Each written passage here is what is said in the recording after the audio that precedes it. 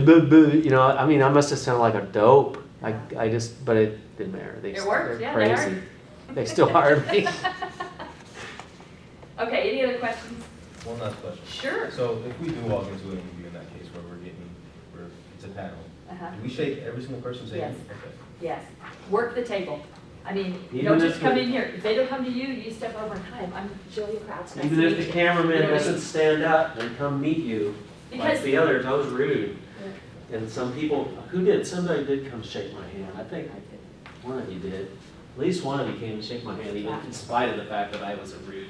You've got like, thank you. You, in that interview, you have like 10 seconds to make your first impression for everybody that's there, okay? So be sure you understand and you appreciate that those first 10 seconds, that's important. So your body language, and what are you doing in 10 seconds? You're probably not even saying anything other than hello, sort of thing. Your body language speaks volumes. Again, you be sure you are walking in and you're putting out your hand, hey, very nice to meet you, thanks for coming in, you know, that kind of thing. Thanks for seeing me. I mean, you want to be sure that you're connecting with the people and that you're developing that rapport, they see confidence in you, all that kind of stuff in that first few seconds, because that sets the tone. You're either digging out of a hole then, or you're already sitting on top and they're ready to talk. But yeah, every single person that's there. And frankly, and this gets to be a little bit like, a note card to every single person that participated is ideal. Okay? Because you never know the people sitting there. So who's the decision maker? Who's the person that's actually going to decide whether or not I get this job? You're never going to know that. So I say treat all of them as if they are. So a note card to every single one. And here's one of the things that I try to do when I'm going for an interview, if I'm the person getting interviewed, when the interview gets set up, I'm getting that phone call and they're saying, hey, we'd like for you to come in at 8 o'clock. I actually ask, can you tell me who will be involved in the interview? Because I want to know going into it, am I walking into a room of 10 or am I walking in just to talk to the HR person, sort of thing. So you can very easily say something like, can you tell me who all will be involved? Who will I be meeting with when I'm there? And they can tell you. If it's possible, this was a trick for you guys and you all failed. I had a stack of business cards in the corner of the table when you all came in for your interview. Nobody asked me for a business card. I saw a couple of you glance down, so I know you kind of saw it, but nobody asked for a business card. That's a very easy way you can say to the people before you leave, would it be okay if I get your business card, just so that I've got your contact information? Now some of them will say, oh, I'm sorry to bring any with me, I didn't think it, but that's okay, you've asked. And that's a very professional thing to do. You want to know who you've met with. You want to be able to maintain the connection. Hey, do you happen to have a business card? I'd love to be able to have your contact information. And that way you've got it for the note cards. You know, that way you know who you need to follow up with. And if you don't get it from everybody, you can always follow up with whoever it was that coordinated it, whoever it was that set up your interview with you. You can always get back in touch with them and say, you know, I'm so sorry, but I missed the name of the person that was sitting on the end. Can you tell me who that was again? And they can tell you, and then go on the website and you'll probably find what their contact information is and things like that. Okay. Good questions. Any others? Well, before you leave, because when I was thinking about you doing this, and I've been reviewing this book again because this is the thing that I struggle with the most is how to get you guys to think about this, how do I get myself to think about this in terms of it's not just an assignment. It's not just assignment. And this guy, Robinson, some of you have seen this book before, you've heard me mention it probably, What Smart Students Know. He was the co-founder of the Princeton Review, and he's most famous probably for developing a method for taking SAT and GRE tests so that you can pass, like multiple choice tests. Yeah. He's the one that kind of found the, what do you call it when you find the key to a language, or like the Egyptians, the stone. Oh yeah. I can't remember the exact term, but he found that he taught people how to take those tests so you can pass just about any multiple choice test, at least pass it, even if you don't know anything about what they're talking about, because they're all set up pretty much the same. But he also wrote this book then based on hundreds of interviews with successful students that he had worked with, because he was hired to go into Harvard and be like a student support person. That's when he was a graduate student. And so he had all these stuff, and he's a pretty brilliant guy. But I printed off this Smart Students Credo out of this chapter, and it says, the principle one is nobody can teach you as well as you can teach yourself. And the thing is that That is exactly, you can use any of these assignments, and it's really up to you. That's good news, and it's also sucks because it puts responsibility on you. You can't blame the teacher. You can't blame the boring assignment. You can't blame because you were sick that day. It's nobody can teach you better than you can teach yourself. It's all your responsibility. Number two, all we can do is provide the tools for that. And so number two, merely listening to your teachers and completing their assignments is never enough. Okay, enough said on that. Three, not everything you are assigned to read or asked to do is equally important, and that's really, you've got to figure that out, and you all know that.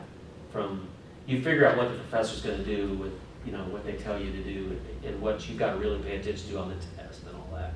And he goes through all of these aspects in the book. There's a chapter for each one of these. Grades are just subjective opinions. We went over that already. Making mistakes and occasionally appearing foolish is the price you pay for learning and improving. So if you blew this interview, that isn't important. What's important is, did you go and look at your resume and fix it? All the little things that you can do, this little hanging fruit. You can do that now. You don't have to wait till the interview process next time, and you're liable to forget because you're nervous or whatever. Number 6, the point of a question is to get you to think, not simply to answer it. So the whole point of any of this stuff, whether it's a test question, I try to use tests as learning things. So I'll give them the test stems, like on a multiple choice test, before they go into the test, because I want you to just look up the concepts. It tells you what's going to be on the test. It tells you it may not tell you everything. You're in school to learn to think for yourself, not to repeat what your textbooks and teachers tell you. Wow, I wish I could print that one on your brain. Number 8, subjects do not always seem interesting and relevant, but being actively engaged in learning them is better than being passively bored and not learning them. So you could have wasted your time, I can get through this interview so I get to the next assignment, but you wasted your time. Because remember, refer to number 1, you have to teach yourself. You're not going to, just by doing the assignment doesn't teach you anything. Few things are as potentially difficult, frustrating, or frightening as genuine learning, yet nothing is so rewarding and empowering. And I think that's something Julia's, you can see her passion for this, that she's illustrated that. And when I'm excited about it, I illustrate it too. Sometimes I go. How well you do in school reflects your attitude and your method, not your ability. How well you do in an interview is actually your attitude and your method, not your ability. If you can come across with a good attitude and you have a good method of doing it, you're much more likely to get the job. Now you want the ability there too, but you've got abilities. I believe you're born with ability. And now to the extent that you develop those abilities through this process and through the process of learning and living life, those things are all. I was thinking about this too. Most of my jobs after I was born on a farm, so I had an instant job. I got paid from age 8 on up. My dad had me run the tractor at a half hour at lunch so he'd go eat. That's how I started. And I just thought that was so cool. And then when I was a teenager, I thought, oh God, 8 hours, 12 hours sitting on a tractor. It's not any fun at all. I will tell you, in terms of interviewing, our highest priority when we were deciding who to hire were 2 words: attitude and aptitude. We cared less whether or not you had a specific class or that you got an A in a particular subject, as much as we cared about what your attitude is and what your aptitude to learn is. So just what this is speaking to, this idea of, do you take advantage of opportunities? Do you have a method of learning and thinking and doing those things on your own? Because probably a lot of what you've learned has to be modified a little bit to make it make sense in my organization anyway. So I need to know that you have the aptitude to learn what we need you to learn, and you've got the attitude to be willing to do it. And that's what I was going to say. When I recovered, when I got out of the treatment center, I decided I didn't want to farm anymore, and I actually applied for my first job at the age of 28. I had never applied for a job in my whole life. I had a job. And I could do so many things from living on a farm. There wasn't anything. I could probably fix just about anything, and if I didn't know how to fix it, I knew where to take it to get it fixed. And I went and applied for this weatherization service. And my job ended up being, I'd get up in the attics and blow powdered insulation into the attic. Not your favorite job, because I had to wear a pair of coveralls to keep it, because it was kind of itchy. It was not supposed to be toxic, but it really was supposed to be paper. It wasn't supposed to be fire, but still it had insecticide in it. And wear a mask, and I'd blow the, I had to cut a roof hole. It's really a nightmare. And I'd come out just covered in dust. But you know, when I interviewed for the job, I don't remember doing the interview, I was so excited about life that it didn't matter. It didn't matter what they wanted me to do. I'd do anything. I just wanted to live. I knew I was alive. I knew I appreciated life. I had the attitude. And I probably would have got hired, because there's a lot of people out there hired that didn't have any, I wouldn't have wanted their attitude around, but it was very low hanging fruit. It was like. But you progressed too. But he made me not a manager, but a supervisor. He tried to. It was a nightmare. I didn't want to do it. But I ended up graduating from that to another job that my attitude is what got the job. It didn't really matter that I didn't know how to, nothing really. I probably do a little bit about weatherization just from working on my own house. But number 11, if you're doing it for the grades or the approval of others, you're missing the satisfactions of the process and putting your self-esteem at the mercy of things outside of your control. This is probably the biggest thing you're going to have to fight, because the whole system actually beats you down every day. Because I know you guys have got too much to do now. Makes me mad. I'm going to try to design my classes so it's not that way, but you're just going to have to deal with it, because that's just the way the system is. And those of you that are seniors know that. And then number 12 is probably the one that I get half right.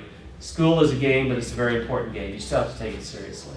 It's a game that you want to play really well, because in some of those skills will also you have to play in the real life. Absolutely. You still have to play the game. You have to turn in stuff on time. There's some jobs you don't have to show up on time. Some jobs you better show up on time, you'll lose your job. But if you want to make the best impression on those above you, even if you don't have to show up on time, you should be there early, because that shows them when that next opening comes, you get to move up. They're going to look at that, because that's the thing that you may have 5 people that can do their job, well enough, good enough. But if you're doing your job good enough and you have a good attitude, you're the one that's going to get considered for that. So I thought I'd share that with you, because I thought these are all the things that I know Julia's going to talk about. So it's in the book. It's in the book too. I'd highly recommend that book, even if you're not even in school. It really gives you a lot of pointers when you graduate. So, any other questions? Okay. Thanks, guys. Who does presentations on Monday? Josh? I actually forgot. Hope I've got that card in here. Amber. I know Josh is number 1. Yep. Y'all hear that, guys?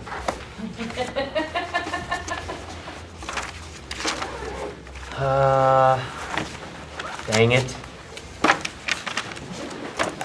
The rest of you know your number? Thank you. Why did we do that? I think I probably put it back in the slot in my where I keep this, and the card fell out. Because just like I told you guys, if I didn't do it right then, I didn't get it done. Now I shut that.